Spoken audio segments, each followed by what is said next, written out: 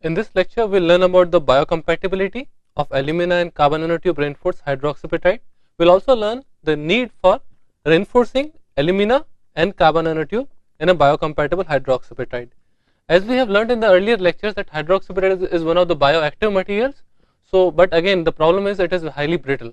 So that is the reason we want to reinforce it with some other materials such as nanoalumina or submicron alumina, and also with carbon nanotube, in order to see whether it can support or it can enhance the fracture toughness of brittle hydroxyapatite. At the same time, we want to maintain its biocompatibility. So we also need to verify that the material is again biocompatible or cytocompatible, and it is not inducing any toxicity once it is being implanted into the body. So in this particular lecture, we will learn about the biocompatibility and the need of alumina and carbon nanotube reinforced hydroxyapatite. Hydroxyapatite is one of the very well known biocompatible materials, because its calcium by phosphate ratio is 1.67, which is similar to that of bone and teeth. So that is the reason it has been chosen as a matrix for a biocompatible material. Later on, this particular material has been spark plasma sintered. So in this case, we will talk about the processing part.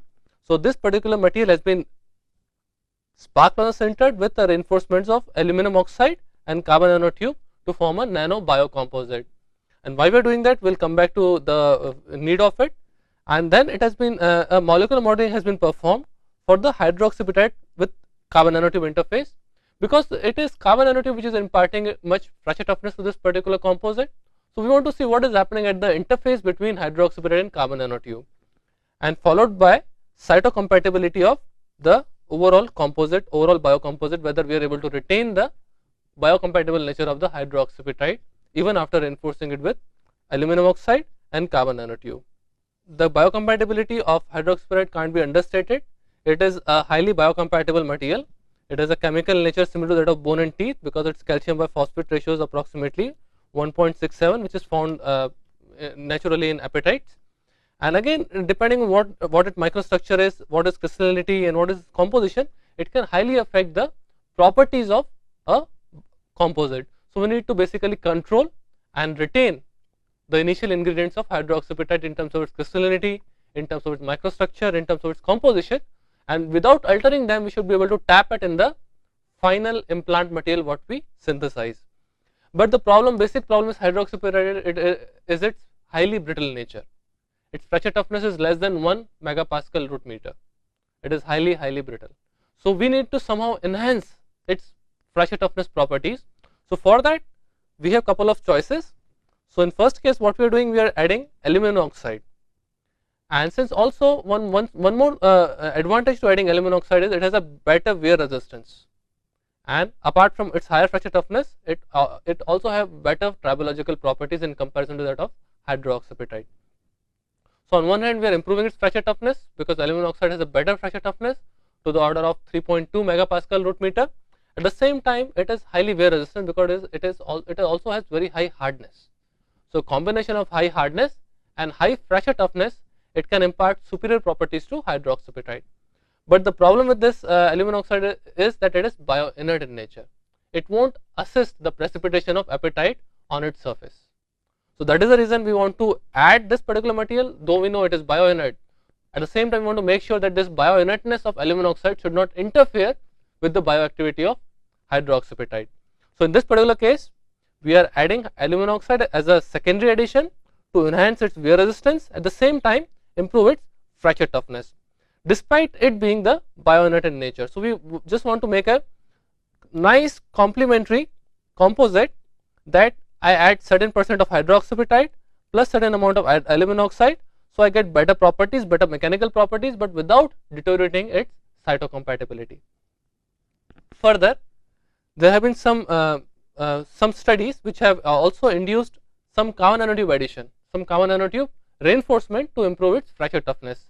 And it has also been proved that carbon nanotube assists cell precipitation or the apatite precipitation on its surface. At the same time, it is improving its bend strength, improving the fracture toughness. But toxicity is always a concern, because carbon nanotube have diameter to the order of 40 to 70 nanometer, less than 100 nanometers. So it can always induce some toxicity. It can even cause inflammation. They can get accumulated at certain locations liver, brain anywhere else. So that's always a problem, that anything nano, once it is in body, it might create some problem. But there also had been a second school of thoughts which says carbon nanotube is a form of carbon, and carbon is the basic form of life, so why it should be a problem at all. So there had been certain concerns, but once we are able to trap those carbon nanotubes in a certain matrix of hydroxyapatite, we can somehow tap its bioactivity, at the same time not letting it become toxic or get loosed into the body stream, and thereby lead to its agglomeration at certain body or at certain organ location. So in this particular case, just to check how we can induce aluminum oxide and carbon nanotube, couple of methodologies or powder treatments have been done. So coming to the first powder treatment, nano hydroxyapatite has been taken. It has now been agglomerated to form hydroxyapatite or nano or agglomerated hydroxyapatite to get better flow properties. In second case, they have been blended with micron size aluminum oxide. So we are getting an agglomerate of hydroxyapatite, which is now some micron size aluminum oxide. Because if you want to disperse somehow aluminum oxide, if you want to disperse aluminum oxide into hydroxyapatite, we need to have it controlled in a very controlled fashion.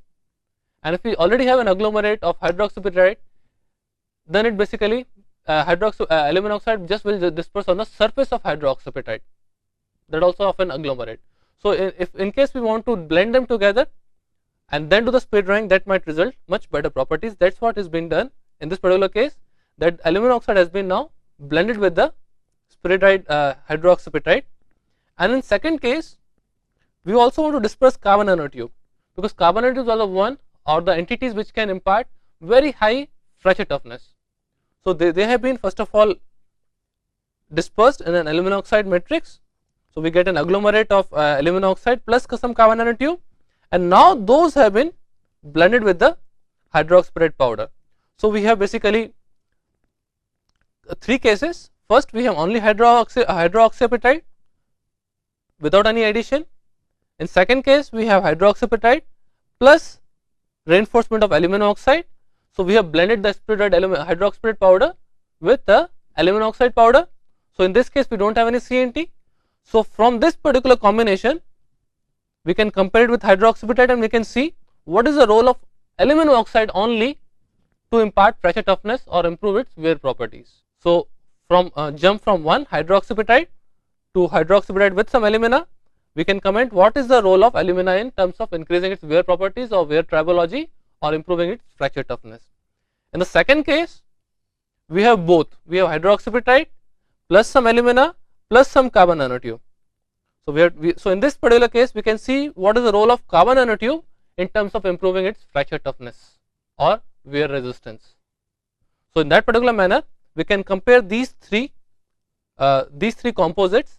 At the same time, once we are improving some property, some mechanical property, we want to make sure that they still remain cytocompatible or biocompatible even after the reinforcements of nano or submicron alumina and nano carbon nanotubes. So that is the overall strategy of doing the powder treatment in terms of evaluating what is the role of alumina and what is the role of carbon nanotube in terms of affecting the hydroxyapatite mechanical properties. So we have taken powder feedstock, which is of hydroxyapatite. Hydroxyapatite, though its size is different, it's in the order of a couple of nanometers. It has been agglomerated as between 10 to 50 micrometers. So initially we have fine hydroxyapatite powders. Those have been agglomerated as a powder particle, which is again 50 to 45 micrometer in size. So we see something like this, 10 to 50 micrometer in size. So it's an agglomerate, and which has some nano hydroxyapatite available in it. In the second case, we have added some aluminum oxide. Aluminum oxide, again it is a spray dried agglomerate. So again we see an agglomerate, but now they both have been blended in the second case. So this is our first case, we only take hydroxyapatite. This is the second case where we have hydroxyapatite plus some aluminum oxide. So in this case we have blended them together to see what is the effect of aluminum oxide out there, and again we have formulated it in to the order of 10 to 50 micrometer in size. And the third case, some carbon nanotubes have been added. So we see the terminology hydroxyapatite and hydroxyapatite plus some alumina, it has been denoted by HAA, And once we also add some carbon nanotube, in this case it is 1.6 weight% carbon nanotube. So we denote it as hydroxyapatite alumina with 1.6 or 16 C, 1.6 weight% carbon nanotube. And carbon nanotube, as we know, they are the nano entities. So they have the diameter of 40 to 70 nanometer and a length of 0.5 to 2 microns. So from the combination of these three, we can always assimilate the data, and we can find out what is happening in terms of their contribution, in terms of enhancing its wear resistance or cytocompatibility, or even changing the fracture toughness. But one more part which was very critical out here is we want to disperse the carbon nanotubes, because carbon nanotubes, they have such high or superior mechanical properties. They have Young's modulus, elastic modulus to the order of 1.4 terapascals, fracture strength of 1 to 2 gigapascals. At the same time, they are very light. They are 1/6 as heavy as steel. So if we can somehow disperse carbon nanotube, we can achieve very uniform properties throughout the implant material. So somehow we want to disperse carbon nanotubes, but owing to their nano nature, they always have tendency to agglomerate because of their high specific surface area. They always have tendency to agglomerate and become some sort of micron size cluster. But once we have dispersed the carbon nanotube, once we have blended them in the hydroxyapatite matrix, it has been observed that these carbon nanotubes, they somehow disperse automatically. So we can see the cluster of carbon nanotube around this region. This is already dispersed. So this is again dispersed already in the hydroxyapatite matrix. These are nothing but hydroxyapatite crystals or powder particles. So we have hydroxyapatite powder particles, and we can see CNTs how nicely they have dispersed either on the surface, on their surfaces. And this is a zoomed up picture to show that CNTs are indeed well dispersed in the hydroxyapatite matrix. And to stress on one point, the carbon nanotubes have not been functionalized. They have the bonds of the CNT surface, they have not been broken, and they have not been functionalized to somehow interact with the hydroxyapatite surface. That is the beauty of it, that carbon nanotube, without any functionalization, it is getting dispersed into the matrix. So that is one of the beauty of the CNT dispersion in the hydroxyapatite matrix. This directly tells us that there is some affinity of the hydroxyapatite with the CNT. So in that particular case, we might achieve enhanced fracture toughness because of CNT addition. Now these compacts, or the three compacts, they have been spark plasma sintered.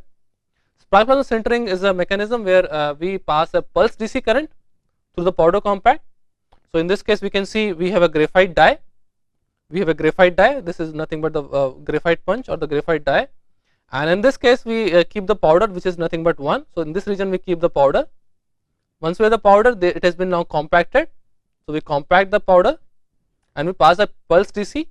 And because of Joule heating, automatic there is some internal heat generation because of Joule heating. Once we are applying certain pulse DC current, and because of Joule heating, we get heat generation, and we compact the powder via punch, and then that results densification once we apply the pressure.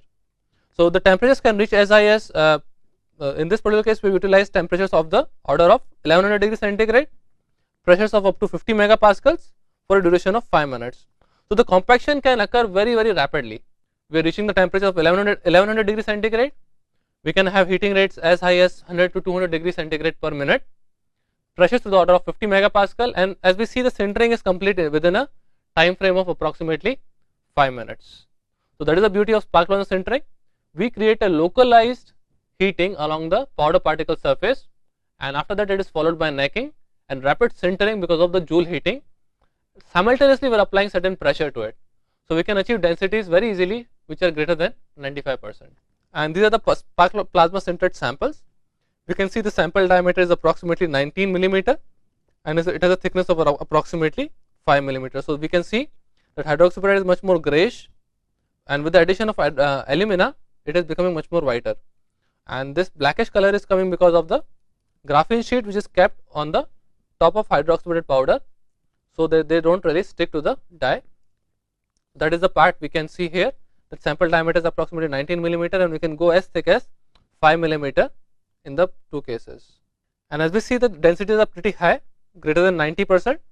And the same time, we can also say that we also want to say that porosity is one of the very critical components of estimating biocompatibility, because if the cells have to grow and somehow mechanically interlock, there should be enough porosity available for the cells to interlock themselves with the material, and they can extend their fibrous arms into the pores available, so they can also keep getting nutrients from outside. So that is the reason we can also say that we also need some porosity which available in the material to take care of the life of the cell. So in all the cases we have achieved the porosity levels approximately 5 to 10%. We can even control it using spark plasma sintering. In this particular case, we have densities to the order of greater than 90%, and those are listed out here. And once this pellet has been particular pellet has been synthesized, its X-ray diffraction spectrum was taken. In this case, we can see what is happening with the hydroxyapatite with alumina and with carbon nanotube. So first of all, we do see the separate peaks of hydroxyapatite and those of alumina. So those part we can see very clearly. In some cases, we are also forming some minor phases of beta tricalcium phosphate, which is also being present here. But on the other hand, we don't see any complex phase formation. It has a very high crystallinity, as we see from the stronger or sharper peaks, that the crystallinity is very high. Secondly, we are not forming any complex phases between alumina, calcium aluminides or something like that. We are not forming at all. Also, we are retaining the crystal structure of alumina. It was alpha and it has remained alpha even after the sintering. There is no other formation of any gamma or any other metastable phase. So from XRD we can say that there is no formation of any complex phase, and all the initial phases they have been retained, though there is some formation of beta tricalcium phosphate. So this tells that this is happening because of the rapid processing time which is available for the spark plasma sintering, because our entire process gets completed in 5 minutes. We are heating the particular pellet, applying certain pressure, and then we are completing the process by holding it the dwell time of approximately 5 minutes for 50 megapascals. So we are able to complete the process in very short duration. That is the reason there is not enough time available for the phase transformation from say alpha alumina to gamma alumina, or formation of chances of inducing any chemical reaction between hydroxyapatite and aluminum oxide. So there is no formation of calcium aluminides or any such complex entities. But one thing to note here is, in the XRD spectrum is, we don't see any CNT peaks, or we don't see any carbon peaks as well. So it means that we have to somehow say to verify that we are able to retain the carbon nanotube in order to tap the advantages which we can get from the CNT reinforcement. So in this case, we are not able to see any graphite or carbon nanotube peaks. So that is the reason we have done Raman spectroscopy, and from that we can clearly see that the graphitic peak is now retained in the HAA16C pellet. So this is for hydroxyapatite. We do see some hydroxyapatite peaks. This is again for hydroxyapatite with some alumina. So we are seeing mainly hydroxyapatite peaks because aluminum oxide peak is very feeble. And once we add carbon nanotube, we can see the similar D and G peaks. So the G peaks is basically retained. That tells that the graphitic peaks of carbon nanotubes are intact even after spark plasma sintering. So spark plasma sintering is not inducing any damage to the carbon nanotube, and we are able to retain the carbon nanotube even after spark plasma sintering. So once we are able to retain the carbon nanotube, then we can expect enhanced mechanical properties, or enhanced fracture toughness, or enhanced tribological properties arising from the carbon nanotube. So this is a particular microstructure which shows that we have CNT dispersion. At the same time, we also do see some pull out. So in first case, we have hydroxyapatite with some alumina. So we can see that hydroxyapatite grains are out there, and we have nano aluminum oxide which was now dispersed in the hydroxyapatite grains. In the second case, we can also see there is some CNT pull out or carbon nanotube pull out, which is now in the hydroxyapatite and the aluminum oxide composite. So we do see that CNT pull out is occurring. That means that now some extra energy has to be supplied in order to break the carbon nanotube, because carbon nanotube has very high fracture strength. So there definitely we have to supply some extra energy in order to fracture carbon nanotubes or induce their pull out. So this pull out is telling two things, that first of all, CNTs are very well dispersed in the matrix. Secondly, it will also enhance its fracture toughness. So that those are the two things we can infer from this particular SEM image. So we are seeing that CNTs, it is showing pullouts, and it is very well dispersed throughout the matrix. And it has also been shown by some researchers that CNTs, they also tend to spread out and they enhance the fracture toughness by creating some CNT bridges, as we see here. So the CNT bridging also is very essential, because it won't let the two powder particles separate out so easily, and again their fracture will also induce some energy absorption for enhancement of the fracture toughness. So that is what CNT does by either diverting the crack itself. If a crack is generated, it will divert the crack, it will restrain two powder particles or two splats, and then it will provide its own energy in terms of basically preventing the separation or enhancing the fracture toughness. Additionally, it has been also observed that they can also improve the wear resistance of the composite. So this is a particular profile which has been nano scratch. So we see that we have certain profile. So nano scratch has been done on a surface of hydroxyapatite out there, and from this we can see a certain depth which results. So this is the depth of hydroxyapatite only, and once we start adding some alumina oxide onto it, we see this the much more roughness. The roughness part has increased drastically in the HAAA, or the hydroxyapatite, which has now been reinforced with aluminum oxide. So the roughness part has highly increased because we are adding sub-micron size aluminum oxide in a hydroxyapatite matrix. Additionally, we also have some induction of some carbon nanotube. So we can see the roughness part is also increasing. Initially with 5 nanometer roughness, we can go for very fine polishing, and as we add aluminum oxide, the surface roughness has now increased, the average surface roughness, and once we add much more carbon nanotube, one more reinforcement of carbon nanotube, the roughness has increased further. But more than that, once we are doing a nano scratch, we can see very nicely that the maximum scratch depth, which was so obvious in hydroxyapatite, it has now reduced very drastically, approximately 6 times. Further, once we are adding much more carbon nanotube to it, along with aluminum oxide, the maximum scratch depth has decreased further. It means now my wear should have gone to a very low level. Eventually, depending on the crack length and the crack depth, wear volume has been calculated. Once the wear volume has been calculated, from that we can see how much is the reduction in the wear volume, and that gives us the wear resistance improvement. So we can see with aluminum oxide addition, we are seeing improvement of approximately 13.5 times, and with further addition of only 1.68% of carbon nanotube, we are getting improvement of approximately 68.3 times. That part we can very nicely say that once we are adding some aluminum oxide is a ceramic which has a very high hardness and very high fracture toughness. So it somehow restrains the damage which is imparted onto it, and it supports hydroxyapatite matrix. Hydroxyapatite matrix alone, it is not that though it is a ceramic, it does not have enough fracture toughness and hardness to support its integrity in terms of wear. So it basically wears out very quickly, and it shows a very high wear volume. But once we add some aluminum oxide to it, it is again a ceramic with higher hardness and higher fracture toughness.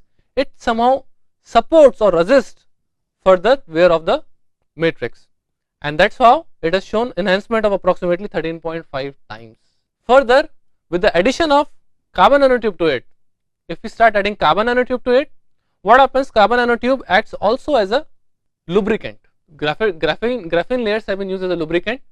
So somehow, because of its higher modulus, it has a higher fracture strength. Also, it also acts as a lubricant. So because of all combination of all the three, we also have an addition of aluminum oxide into it. Somehow it is increasing the wear resistance by more than 68 times. So we can see that change from HAA hydroxyapatite to that of addition of alumina, we are getting improvement of approximately 13.5 times. But once we start adding carbon nanotube to it, only 1.68% carbon nanotube, from 13.5 we are getting improvement of approximately 68.3 times. So approximately 5 times more improvement we are getting just by adding a little carbon nanotube into it. So that is the beauty of this particular composite, that we can get exceptional or very high, very better tribological properties once we add carbon nanotube and macron size alumina in the hydroxyapatite matrix. So to see what is CNT doing onto the hydroxyapatite, some computational modeling has been done. So in this particular case, ab initio molecular modeling has been utilized. Ab initio means we are utilizing only the electronic state of a particular material. Like hydroxyapatite is a complex C810 PO4 whole 6 OH whole twice. So in this case, we define the properties of a particular material or a particular component just by the electronic configuration. Like calcium will be defined by its electronic configuration of 1s2, 2s2, the way it goes, hydrogen by 1s1 and so on. So the only input required is the electronic configuration, and based on that Linux based software has been used, which is Siesta, which is called Spanish Initiative for Electronic Simulation with thousands of atoms. So in this case we can utilize many more number of atoms and see their interaction, how the interaction is happening using a Linux based software, and then the pseudo potentials are generated. In this particular case we assume the many electron problem as a single electron problem. So in this case we are avoiding so many interaction of so many electrons, and we are replacing that by interaction with only representing a particular or a complex material, complex atom with so many electrons by a single electron. So we assume that, say for oxygen we have 8 electrons. So we assume that all the 8 electrons, they are now being replaced by 1 electron which is behaving similarly as an average all 8 electrons will. So that is the reason we create some pseudo potentials by using those first principles, and then we have confirmed those positions by running by doing a raw run of hydroxyapatite alone. So we confirm that the final coordinates of all the calcium, oxygen, phosphates, hydrogens, what we get in the structure, they match with the theoretical values of the hydroxyapatite crystal. So by that we have confirmed the pseudo potential that they are correct or not, and then we have created an interface of hydroxyapatite with carbon nanotube to see what is happening at the interface. Why CNTs are getting so dispersed so nicely, and why they are inducing enhanced pressure toughness because of CNT addition. So an interface has been created which will tell us what is the interaction happening between the two. So this is how the crystal appears finally. This is what we have, the hydroxyapatite crystal, and these are the graphitic planes what we might expect in the carbon nanotube. So in this case we have all the atoms, calcium, phosphorus, oxygen and carbon and hydrogen. So that those all are appearing in the hydroxyapatite and the carbon nanotube interface. And since the interface between those two, it is not exactly matching, so a strain of 2.29% has been enforced, and a crystal of approximate size 9.6 by 9.6 by 14.58 angstrom cube has been created. And what we see here is that calcium, the hydroxyapatite has calcium atoms on its surface, those are here, and if we create certain planes, like this is the terminating plane of hydroxyapatite, so it has some surface calcium atoms, and these are the unperturbed graphitic layer. So we do see a very regular symmetry or the regular geometry of the carbon atoms on a particular plane. Those are unaffected. But as we start going near the interface, like plane C or plane B, which is exactly at the center, so we see that plane B and plane C, they start showing some effect or some distortion of the isosurface energy contours. It means there is some overlap of the electron density between calcium atoms and those of carbon atoms. So those interactions we can see out here, and we can see that there is some perturbation which is happening by distorting the isosurface energy contours. It means there is some overlap or some interaction happening between the electron cloud of calcium and that of a carbon. It means there is some sort of a bonding which is happening between the two, and that is resulting the automatic dispersion of carbon nanotube on the hydroxyapatite surface. So that is the beauty what we are seeing in this particular case, that we are able to see the dispersion, very nice dispersion of this carbon nanotube on the hydroxyapatite surface. So overall we could see that we have done ab initio molecular modeling. So we have input all the data is basically coming from the electronic configuration of calcium, of phosphorus, of oxygen, of carbon and hydrogen, and then an interface has been created between them. And since the interface can't match exactly 001 of hydroxyapatite and 001 of CNT can't match, so a strain had to be introduced, and this strain will allow the overall crystal to match perfectly. And from that there are certain planes which are unaffected planes, those are plane A and plane D. So those are remain unaffected, they are much far apart from the interface, but as soon as we start coming near the interface we see some overlapping of the electron cloud or the isosurface energy is now getting perturbed because of the interference from the calcium surface calcium atoms, and that is the reason that it shows some affinity towards the carbon nanotube, and then we see a nice distribution of carbon nanotube with hydroxyapatite. And once we have confirmed the nice interaction which is happening between the CNTs and that of hydroxyapatite, we also want to make sure what is happening in terms of their cytocompatibility. So a very nice sample has been obtained, that we have taken a hydroxyapatite control sample. It is a negative control, so we can see that L929 cells or the mice fibroblasts have been growing very nicely on the surface of hydroxyapatite, which is a control sample, and the same thing we are seeing in the hydroxyapatite. As we add alumina into it, we can see the density has gone approximately similar, and also with the addition of carbon nanotube we are seeing approximately similar density or higher density.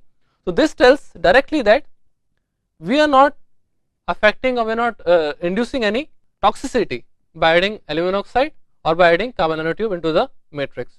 So this case we can see very nicely in the hydroxyapatite we have nice flow of spread of all the cells, fibroblasts, and there are a couple of things which you can note here is, first of all, we do see some formation of cells and also some which are spread out, and there are some cells which are still globular in nature.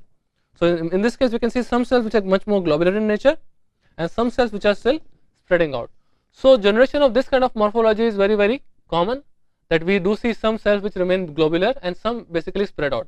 The spreading of cells is limited to once they find some friendlier surface, they tend to increase their surface area, because that helps them to interact with the surface nicely, because once we have higher surface area and then they can interact to a larger extent with the underlying material, that is the reason they tend to spread.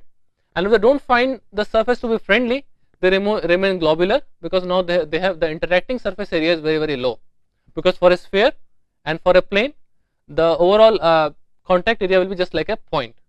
So in those cases, once they remain globular, they do not find the surface to be friendly enough, or when the surface is not that cytocompatible, it tends to remain globular.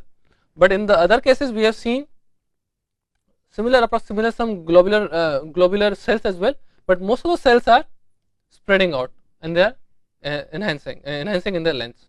So it means that the cells are not only adhering, they are also growing. So we can see three things: the surface is cytocompatible, cells are finding the surface cytocompatible, and because of that they are spreading, and once they are spreading out, they are also tending to grow further. So unhindered growth has been also observed in this particular cases. So we do see some for a little higher magnification, we do see some globular cells which are out there, and we also see some spread out cells. So we can see most of the cells, they are now spread out. So in this case this is a control sample and this is one with the CNT. So we can see that cells are basically spreading out like this, they are extending their arms, and their overall surface area has been now enhanced because of this, and that is what we are able to see in this particular case. So that tells that cytocompatibility has been retained even after the reinforcement with the carbon nanotube. So in this case we can see that CNTs, they are not only enhancing the fracture toughness, or they are not enhancing the mechanic tribological properties, but they also assist in the apatite precipitation on its surface. So in this case we can see we have the cells which are basically like this, and then we also have some carbon nanotube, and over that we are seeing some precipitation of apatite on its surface, and that part has also been confirmed by a couple of researchers such as Laura and Haddon's group.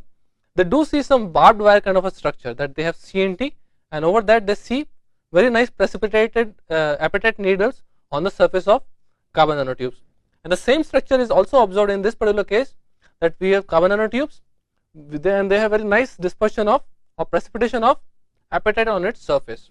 So one thing is very clear, because of higher surface area available for the carbon nanotube, it is somehow assisting the precipitation of apatite. And why the apatite precipitation is very important, because now that is what required for the bone growth. So once we have available CNT surface with a particular implant material, it will also assist the precipitation of apatite or the generation of new bone. So there are many advantages which are associated with carbon nanotube, that apart from improving the tribological properties dramatically, it is also assisting the apatite precipitation. So it confirms that once CNTs, if they are entrapped into a particular matrix such as hydroxyapatite, they are not being toxic anymore. So in this particular case, we can say very strongly that we have CNTs and they are somehow encouraging the precipitation of apatite on its surface.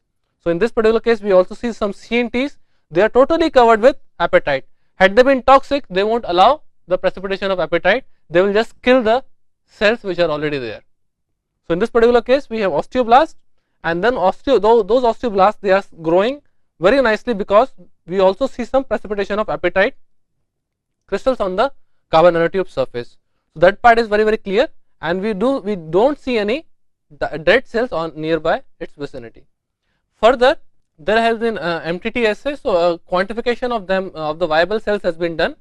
So in one case we see hydroxyapatite, which is approximately, control sample is taken as 100, and then we have some hydroxyapatite. Because of the porosity, we can also see that hydroxyapatite is approximately similar to that of the control sample, whereas for hydroxyapatite with alumina, it is showing lower percentage of viable cell.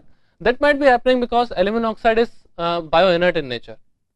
So that part we can say that because of the inertness of the aluminum oxide, it is somehow reducing the viability or the cell viability which is available. At the same time, the particular structure was highly dense. Its density was 95 in comparison to the other two. For hydroxyapatite, the density was around 91%.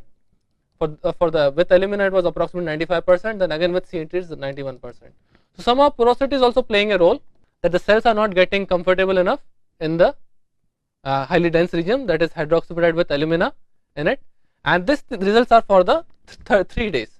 And we do see that the similar nature is also being rendered by the hydroxyapatite with some alumina and carbon nanotube. So in this case also, because of higher porosity, we can say that the cells are finding themselves comfortable. Had there been some toxicity associated with carbon nanotube, we should see a decrease in the cell viability. But now this is now much more in comparative to what we are observing for the hydroxyapatite alone. Later on, definitely we can see the hydroxyapatite alone, the cell viability has gone drastically up. The control sample is generally dense, and with enhanced porosity, because it is 91% dense, we do see much enhancement in the cell viability. It means porosity also is one of the very critical features or parameters in terms of dictating the cell growth. Further, with addition of aluminum oxide, it is again very dense. Alumina is bioinert in nature, so it is always showing a reduced cell response in comparison to the other two pellets. Further, for hydroxyapatite with some carbon nanotube addition, this now catches up with the standard, approximately 98-99%, and then somehow it is catching up with what was available for the dense hydroxyapatite. So this tells very clearly that the sample with some CNT in it, with some alumina and CNT in it, is in no way inferior in terms of cytocompatibility. At the same time, it is inducing tribological resistance of more than 65 times. So that is the beauty of it, that we are able to attain similar cytocompatibility with much enhanced tribological response, tribological resistance, once we add some carbon nanotube into the matrix. And that thing all is achieving, we are able to achieve that we have hydroxyapatite, we have hardness of over approximately 4 gigapascals. Once we add some alumina, we see much enhancement in the hardness and much enhancement in the pressure toughness as well. But it now compares lesser in terms of cytocompatibility, but it is definitely superior in terms of the mechanical properties as well as the tribological properties. So in this case, we are achieving a improvement in the fracture toughness or the tribological properties, or the we are observing enhanced wear resistance, and the wear volume was decreased by 13.5 times with addition of alumina. So that is the advantage with hydroxyapatite. We have certain properties, hardness is 4.0 gigapascals, pressure toughness 1.18 megapascals root meter, and once we add aluminum oxide to it, properties are somehow dramatically enhanced. The hardness increases to 6.1, approximately 50% improvement, and we also see improvement in the fracture toughness. approximately again approximately 90, around 80-90% improvement in the fracture toughness we are getting automatically with the aluminum oxide addition. But as soon as we add even little amount of carbon nanotube, 1.6 weight%, the hardness is somehow increased by approximately 10%, and we don't care much about the hardness because we are able to achieve the similar cytocompatibility as that of a standard hydroxyapatite, of a dense hydroxyapatite. So that manner we are able to achieve hardness similar to that what we can get for the hydroxyapatite, but now the fracture toughness, because that is what the limiting factor for hydroxyapatite application. We can achieve fracture toughness improvement of more than 100%. We are approximately 1.3, 1.4. The approximate improvement in the fracture toughness is approximately 2.3 times or more than 100% improvement. So that is the criticality that we can achieve or we can attain by the carbon nanotube addition in the hydroxyapatite matrix. So that is the overall philosophy of using alumina as well as carbon nanotube in terms of improving the hardness, fracture toughness, maintaining the cytocompatibility, and improving the tribological properties by more than 65 times. So that is the overall theme of this particular spark plug centered samples. So first of all, the hydroxyapatite, which was reinforced with aluminum oxide and carbon nanotube, it was successfully spark plug centered. Because being able to do that also is very critical, because the sintering temperatures for all of them are very different. For hydroxyapatite it is different, for aluminum oxide it is different, for CNT it is different. So once we are combining all of them, it becomes very difficult to maintain a particular parameter which can center all of them together and in a very nicely uniformly dispersed manner. Once we are able to disperse the CNTs, disperse the aluminum oxide in hydroxyapatite matrix, we can attain uniform properties. So that is one of the key essential or the essential parts of spark plug sintering, that we are able to achieve a nicely dense, compact or a pellet of hydroxyapatite with aluminum oxide and CNT, and at the same time we are also maintaining certain porosity into it, and that is assisting the ingrowth of cells. And secondly, we are also able to improve the fracture toughness by more than 2 times. So once we are adding some carbon nanotube, we can increase its fracture toughness from 1.18 to approximately 2.72. It is approximately 2.3 times improvement, and that all is happening without deteriorating the cytocompatibility. So that is achievement in itself, that we are able to achieve excellent interfacial bonding with unhindered biocompatibility of hydroxyapatite, which is now reinforced with aluminum oxide and carbon nanotube. So this particular material can serve as a potential implant material. That is the beauty of this overall structure. So in this particular lecture, we learnt about what is hydroxyapatite, and it has a chemical structure, chemical composition similar to that of bone and teeth. And then why do we add aluminum oxide? Because it has much superior hardness and it also has much better fracture toughness. So it can eventually lead to enhanced tribological properties. But the problem with that is it is bioinert in nature. So that is the reason we can also add carbon nanotube to it. Carbon nanotube, they are bioactive in nature and they lead to apatite precipitation on its surface. So somehow they can enhance the mechanical properties without deteriorating the cytocompatible properties. So it was followed by computational modeling as well, that we want to see how the CNTs are dispersing on the hydroxyapatite surface, because we saw the dispersion of CNT without any functionalization on the hydroxyapatite surface. And then this composite was spark plug plasma centered. After spark plug centering, the properties came out to be much more superior with the aluminum oxide addition. The hardness was improved by more than 50%, fracture toughness almost doubled, and with further addition of carbon nanotube, we saw the hardness was basically approximately similar, 10% improvement, but fracture toughness improved by more than 2 times. And it was followed again by the tribological properties, and in that we see that aluminum oxide can improve the can reduce the wear volume by more than 13 times, because it is high, it has very high hardness, it has very high fracture toughness, so it somehow improves the tribological properties. But further addition of carbon nanotube can also act as a lubricant in addition to the reinforcement which is being provided by the aluminum oxide. So the overall property was increased by more than 65 times. So this overall combination of aluminum oxide and CNT acts synergistically in the hydroxyapatite matrix to improve its fracture toughness, but without deteriorating the cytocompatibility. So with this, I basically will close my lecture. Thank you.